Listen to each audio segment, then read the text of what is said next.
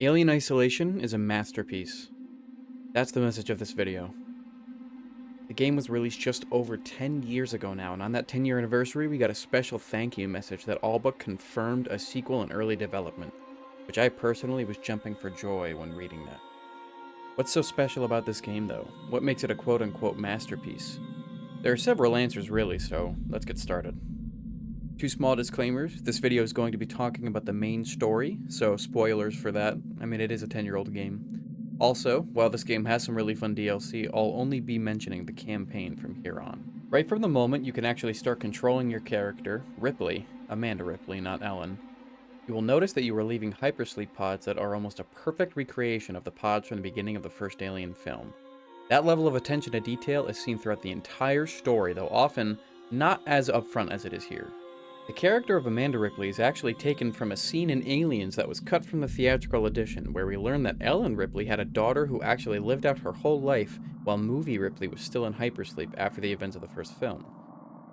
That scene helps both to show Ellen Ripley's motivation to save Newton aliens and establish the timeline of what happened between the first and second films, where a whole 57 years had elapsed.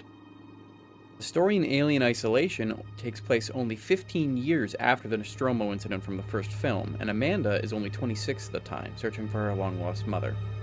She ends up working for the Company, which in the Alien universe is Weyland-Yutani, in a similar field to her mother, hoping to find answers about her disappearance. This is established in the first cutscene after the title intro, where she is talking to the character Samuels. He offers her a chance to get some closure after the Nostromo flight recorder has been found. That brings us to the first time when we can interact after getting out of the hypersleep pod. The first setting of this game is the US CSS Torrens, a ship belonging to Verlaine, the captain. For those who are fans of the original Alien film, the interior of the ship looks strikingly familiar, as the ship is almost the exact same model as the Nostromo. This helps to immerse the player in a setting of that universe, as of course a commercial ship like that for towing and other uses would not be unique, but have a simple and repeatable deck plan instead. After getting dressed, you have the option to either talk to Samuels or Taylor, the company exec that is traveling with you. Samuels is in the medical bay, which once again matches the one from the Nostromo almost to a T. Taylor is found in the dining area, near identical to the infamous scene from the first film with Kane. Even for those who have not watched any Alien films, the rooms aboard the Torrens still feel lived in. There are sticky notes, ashtrays, toys, and all sorts of little details that prevent it from feeling like a perfectly sleek and sterile environment. One aspect that some may notice when walking around is that Ripley cannot jump. This is the case throughout the whole game, and the only time she can jump is when a prompt comes up to do so. Between that and the ceilings being just above the height of the character model, things are already beginning to feel cramped, and we haven't even gotten to Sevastopol yet. After talking with Samuels and Taylor, we briefly speak with Verlaine, the ship's captain, before getting ready to board Sevastopol. In the cutscene, you may notice a few horror stereotypes, such as when the Torrens tries to contact the station, they cannot understand what Waits, the colonial marshal, is trying to say back to them. Because of the damage to the ship, instead of conventional docking, Samuels, Taylor, and Ripley are going to instead do a spacewalk where they are following a cable towards Sevastopol. That goes about as well as you could imagine. Just keep moving! Taylor, Ripley, hold on!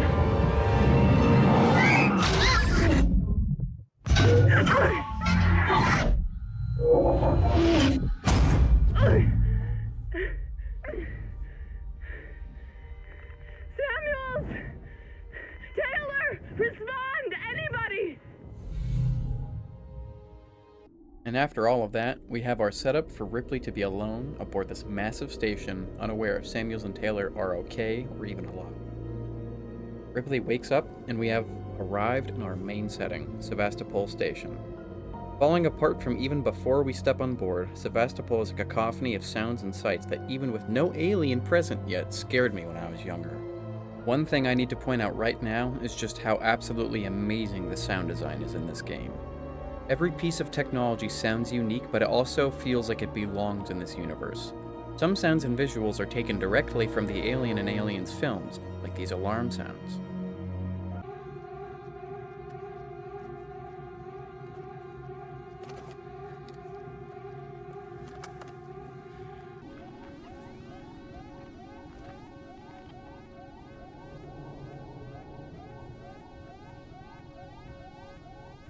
Those with a keen eye can notice many homages to the original films, and even Blade Runner with the origami you see hidden around Sevastopol being a reference to the later Ridley Scott film. But I digress. Every time you need to power up some large machine or shut something down, the sound feels substantially loud, as if powering up a large machine or hearing something shut down.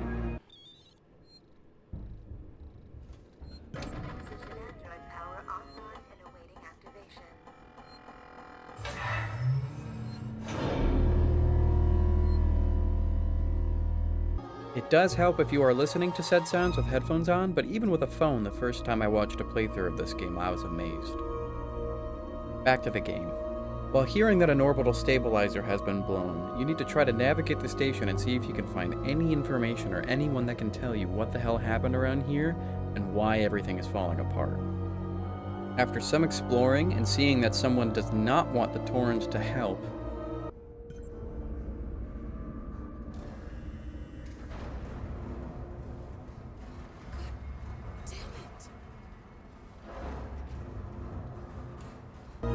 find Axel, an angry Scotsman with a gun. After hearing him say something about a killer and a room full of body bags, you realize things just aren't bad here. They're basically foobar.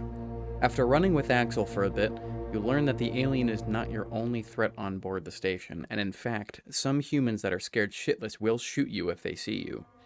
Eventually, you rescue Axel from one of said humans, only to run from your pursuers and have Axel be killed by something a little bit more threatening than a guy with a shotgun.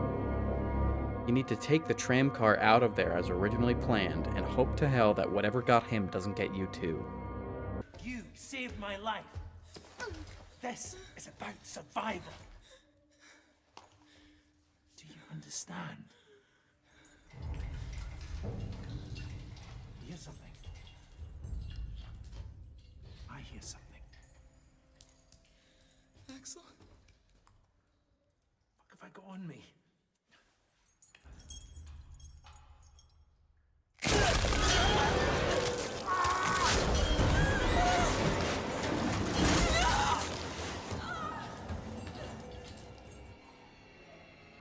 Man, what an amazing introduction.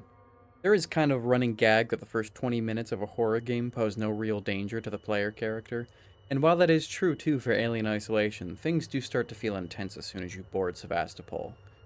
You're not in any real danger, however, until you were trying to hide from the other human survivors with Axel. The moment where you fall down from that sketch ramp is scripted, and so is everything up to the point where you're held at gunpoint by Axel.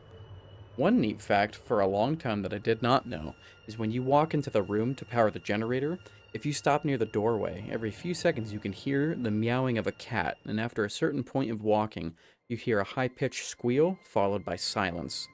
I'm not sure if this is an homage to Jones, the cat from the original film, or just some cat in the vents being taken by the alien.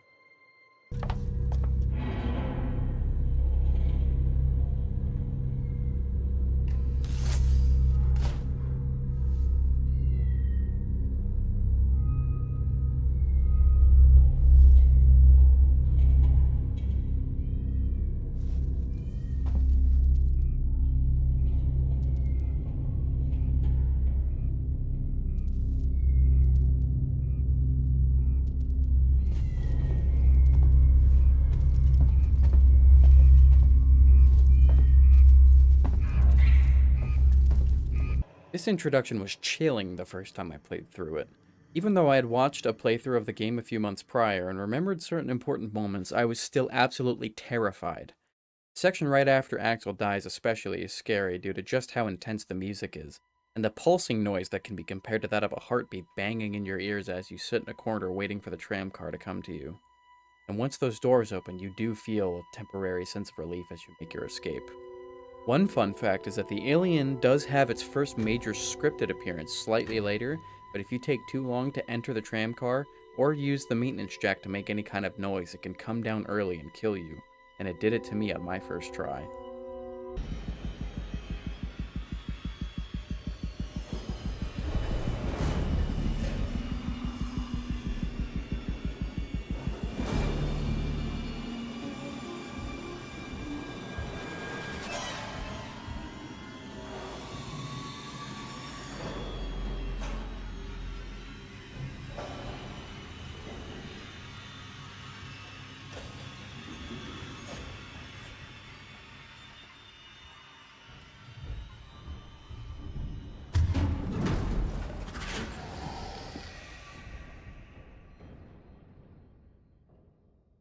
All of these aspects, both in sound and visuals, make even the ambience of this game scary at times, as from very early on you can hear thumping above you, which indeed is the alien crawling through the vents.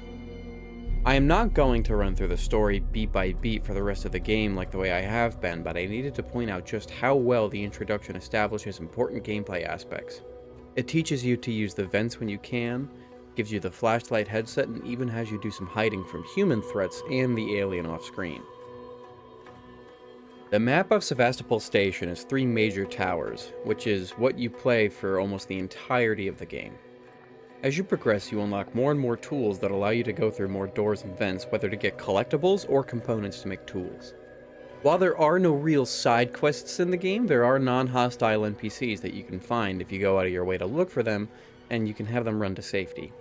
One part of the game in particular, missions 11 to 13, are some of the better times to do this free roaming if you wish. You do not possess the highest level of tools to break into doors and vents, but the alien is not the major threat for those missions, making it easier to get around without having to use resources to survive. One aspect that I have not yet mentioned much is the blueprints, tools, and weapons that are found throughout the game. From the time you get out of the Hyper Sleep Pod in Mission 1, you can check drawers and cabinets for components like an SCJ injector, or whatever Compound B is. And oftentimes you can get rewarded for checking for these components in rooms that you do not need to be in for the story of the game. But what are these components used for? After repowering the main lobby in Mission 2 so you can progress, whether you use the passcode on the door near the entrance, or skipping that and seeing it on the couch chair thing in the next room, you find a schematic for a medkit. This is great both because it gives us a chance to heal ourselves and put all the components in the recipe for the medkit we've found so far to use. The scripted fall you took earlier does 2 damage to you, so this is a good way to heal back up. As you progress through the early stages of the game, you eventually find something that seems quite useful, a gun.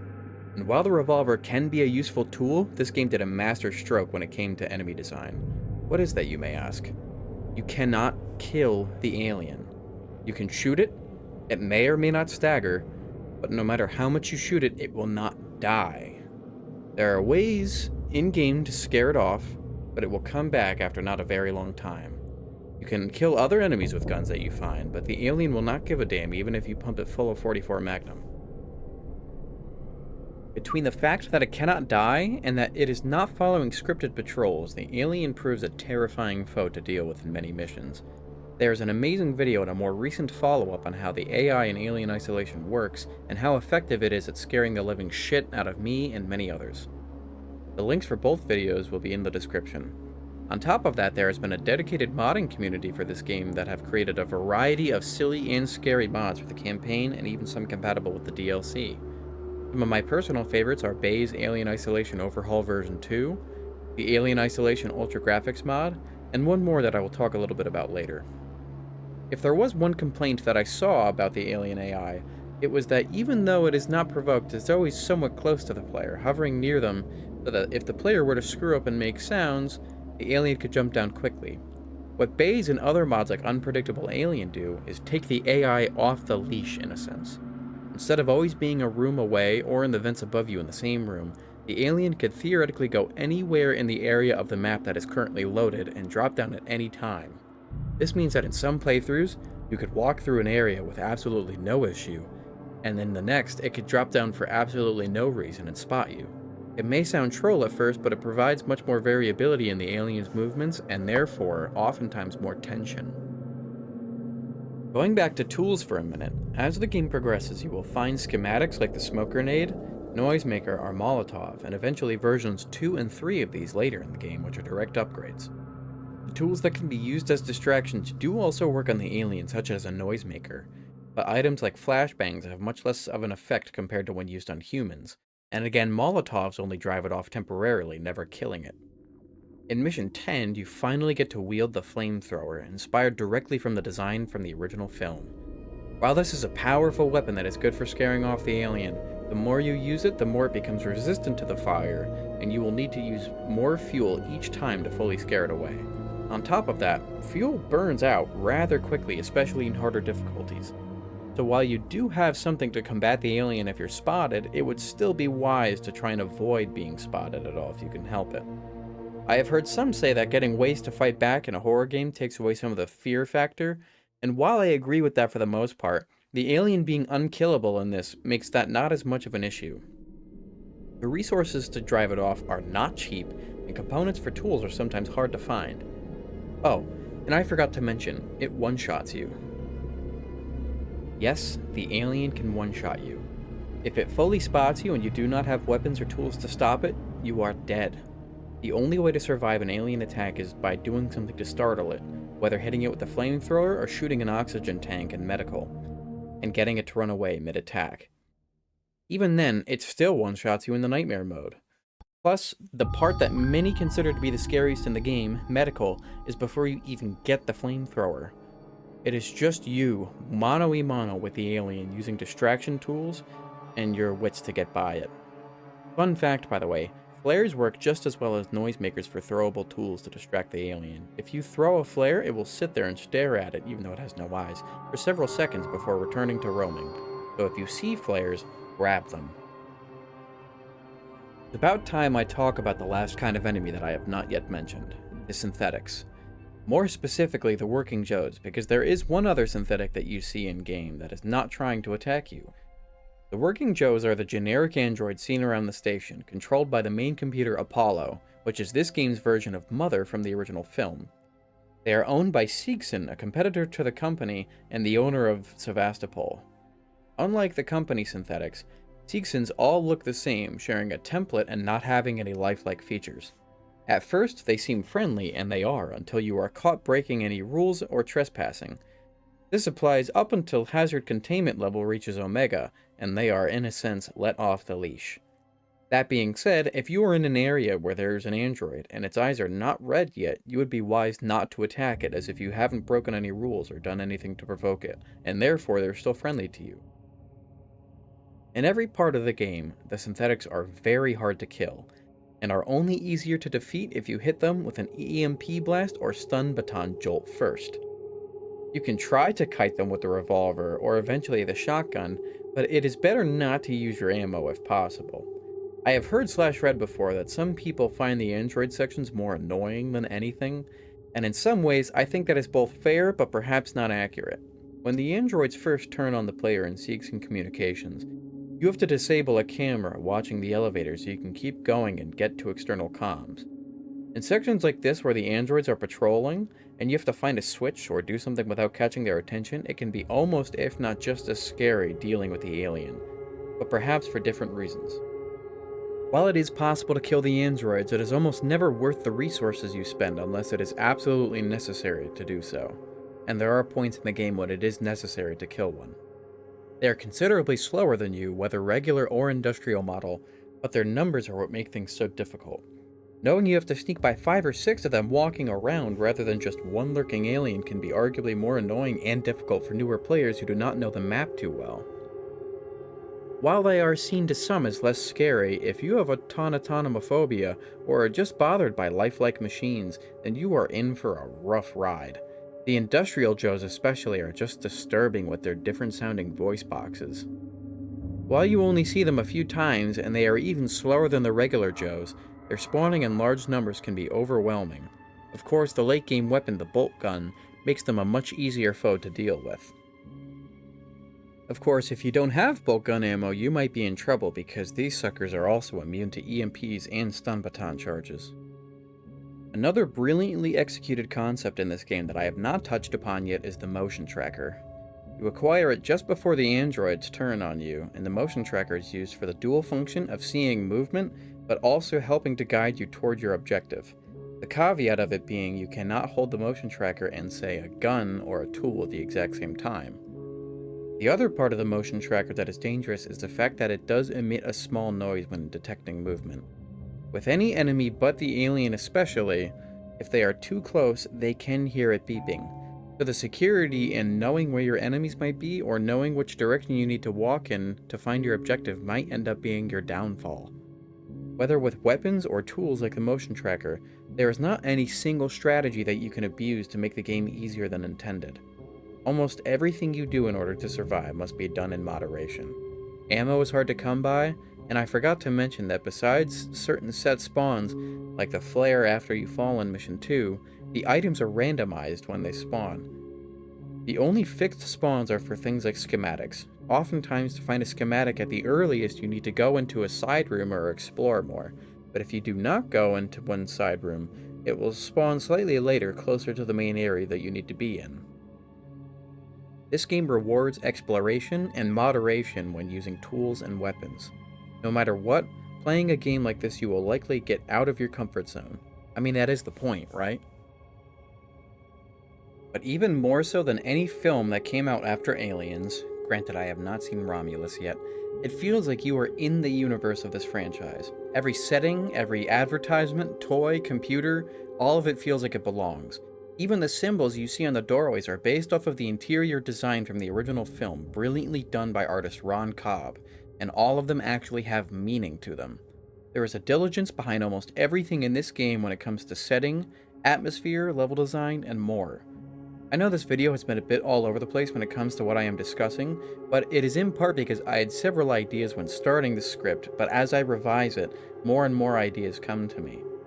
This game is not just great at scaring the shit out of you, but is great about making you think out your decisions instead of just trying to sprint from point A to B as quickly as possible. If you do sprint, chances are you're dead. Even if you walk and do not crouch on higher difficulties, chances are you are dead. There are often multiple ways to get to the same spot though. You are often more successful the more diligent you are when playing this game. For example, when shutting down the camera watching the elevator to get to comms, normally you would need to sneak up and hit the switch on the green screen to turn the camera off. But if you learned about the rewire system, and there's one in the lobby at the beginning of the mission, you can see the option to divert power away from the camera is there as well. Little details like that make it so that there is strategy to this game, but by no means is it still not scary. One thing I have not mentioned yet is the Mother VR mod. Someone actually took the time to port this into VR and made it not just playable, but absolutely more terrifying than it already was. This game is easily scary without VR, but for those who are looking for another level of terror, if you have a headset, it's worth a shot. Absolutely amazing job by Nibre, I don't know how to say it, bringing the VR to life, and everyone else who have made mods that have improved my experience and the experiences of many others. With the announcement of a sequel in early development, I have my hopes high for where things are going to go with this game series. I have not played the phone game, but I was one of many who was disappointed to see that many treated it as a sequel to Alien Isolation. While this may be controversial, I believe Alien Isolation lies more in line with the original direction of the franchise than that of Prometheus or Covenant. They are not bad films, but Prometheus should not have been in the same universe as Alien, in my opinion. Isolation managed to capture the look and feel of the original film and made it an immersive experience for whomever wishes to play it. The attention to detail did not need to be this high, and this game could have still been very successful. There is clearly a huge amount of love that went into this title, and the importance of that cannot be understated. Many have said that media like games, film, and television have become more and more soulless, but this product, which came out only 10 years ago, is a direct counter to that, and I hope to hell the sequel is too. Even if the sequel is not as good as this game, if it gives the same feeling and has the same amount of love put into it, I'll be happy as a clam. Well, that's about all I have for now. I hope that whether you've played this game or not, this video perhaps interests you in doing so. I could probably go on forever praising this game and talk about why I like playing it so much, but for both our sakes, I'll stop here. If you made it this far, thank you so very much for watching. It really truly means a lot to me, and I'm not sure when the next video will come out. I don't necessarily have a topic yet, but hopefully I'll be getting started on it soon. Anyways, I've been Amgriff. Thanks for stopping by.